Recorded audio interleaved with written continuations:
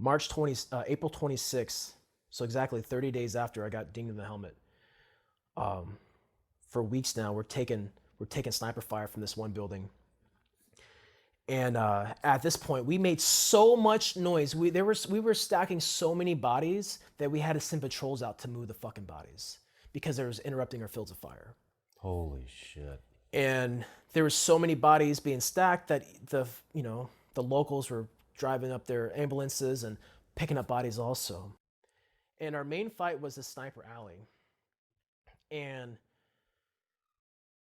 we would see fighters in black man jammas, running left to right, and they were pushing our max ranges for our max velocity for our sniper rifles. Our 308s were not fast enough to like see them on the right side to hit them on the left side. We had no time to lead them in a very small window. So we were getting our paydays closer. So we basically stopped shooting at them, and or we would shoot and purposely harass them. We would miss. We would just let you know we're there, because what we wanted to do is draw them in more. We wanted them to get comfortable and complacent. And so then we found out they were leaving telltale signs. They were leaving markings. They would leave rocks. They would have a runner that would come leave a rock by an edge and says, "Don't cross here. This is only for lookout." And they'd leave a can over here, and this is where you run. Because fighters, they're not on ICOMs. At the time, they're not on iPhones chatting to everybody. They're getting a very small brief and they're going to fight. How'd you guys figure that out? Observation. How long did that take? 3 days. 3 days to figure out a rock is Yep, a because no-go and a can is go. up to that point, we just looked at it as, at this point, we were looking at weeks, right? A couple weeks of what's happening. And then we're like, wait a second. They have a system in place that we're not seeing. So then we focused all of our efforts on specific observation. And it just kind of worked out that way. But that's a good fucking pickup. Especially if you're talking, you're far enough away to where you can't kill these guys because the rounds aren't fast enough. They're too far away, and you're picking up cans and rocks.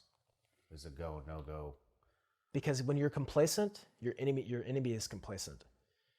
You're a product of your environment. And the more harsh we were, the more fucking harsh these guys were. The more gray space we gave them, the more gray space they took advantage of. And so we just stopped. We changed it up a little bit. And we were like, hey, don't shoot. We let them fucking get some wins.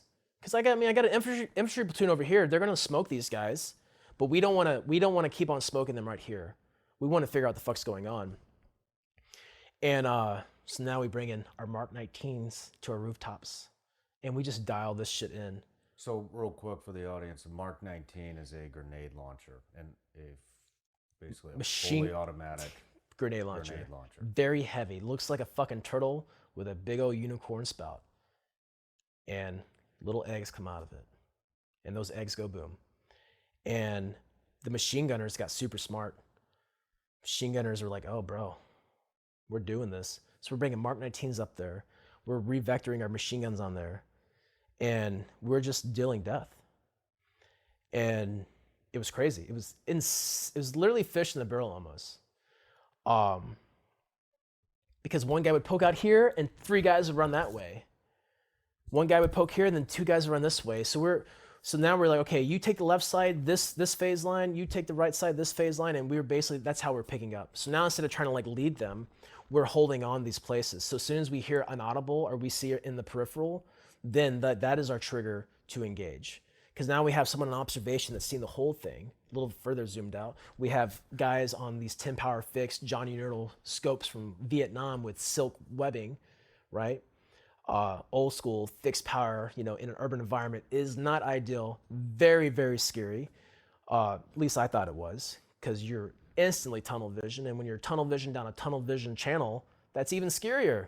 Because there's a bunch of doors and windows and moving things and all sorts of things happening. And like, you have to have your head in a swivel. That's why we worked really well as a team. It sucked to not be on the sniper rifle, but being on observation was just important because it was a team thing, right? The only way we're going to win, the only way we're going to come out of this thing alive is we work together. And that's what I really enjoyed a lot about all that hell that we experienced. So we basically wrapped this up. We replaced our sniper rifles with machine guns, and the machine gunners just they took care of the rest. We had a new point of friction was this house across the Joe Lawn Cemetery. And this is a really big cemetery, very ancient looking. And across the cemetery was a mosque, and right to the right of the mosque was this building with a blue satellite dish on top. This blue satellite dish house, we were always receiving pretty effective sniper fire from. And our commander, and at this time, we're in so much shit. We're calling in airstrikes on a nightly basis to the point where our whole house, Spooky was really big back in the day, Spooky, the C-130 gunship, just, our house was yawing. So much danger close fucking fire missions happening, 105s, 40 Mike, fucking you name it, it was happening. If it could come out of the sky and out of a plane and kill shit, it was coming. And that's how I attribute I could sleep through anything right now. Because you had to, like, you couldn't always fight. Every time there was a fight going on, you could run up, grab your shit, run to the rooftop, but you have to be smarter because the fight's going to continue tomorrow. And that's where that discipline of the warrior comes in, where, you know, it's if I'm needed, they will call me. You know, and that's hard to do because you want to be involved, you want to participate, but fuck, man, you can't run yourself ragged. You're in a deployment for 6 months. We've been here 4 weeks. There's a lot of shit. If this is 4 weeks into this thing, I can imagine what many more months is going to be like. And so we draw so much attention, like making headlines. Delta shows up to our position. And they're like, hey, we heard you guys were in the shit. And we're like, every fucking day. And they're like, well, hopefully we can help. They brought a bunch of experimental shit out there. They were a sniper element. And so it was super cool to like be around these guys and see a completely new version of professionalism. It's different aspect, different mindset of everything. And working alongside them, we're sharing hide sites together. We're sharing bunkers together. They're fucking teaching us how to shoot their 300 Win Mag, teaching us how to use their fucking, they had the Horus vision back in the day. You know, like all these reticle options and optics and just learning so much information. And these dudes were down to earth. And we were kids. These are fucking men. These are old. That was an older breed back then. We're like 18, 19-year-old fucking googly eyes. Like, oh my God, look at their gear. Their gear's so cool. And listen to their stories. Well, now that we had them with us, our commander's like, you ever heard the name Doug Zimbak? No, I haven't. Major Zimbak he was a man amongst men, right? He was called the Lion of Fallujah. Before we went into the city, he stood up on a tank and he said the dogs of Fallujah will go fat off of feasting up the dead bodies we lay to waste. And that's exactly what happened. I actually have a dog with a hand in its mouth on my kneecap from that deployment. There were so many bodies that they weren't whole after a couple days. Legs, limbs, chunks were missing.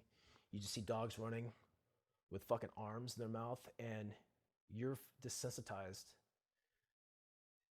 And you're like, you can't even make this shit up. And then so we start dropping bodies. Now there's bodies coming up from the fucking graves. And you're just like, this is hell. Hey everybody, I'm Sean Ryan. Click here to subscribe to the Sean Ryan Show YouTube channel for the hottest and most compelling interviews that you will not see anywhere else. I've also made a playlist of all the previous SRS episodes so they're easy to find. You can find that right here.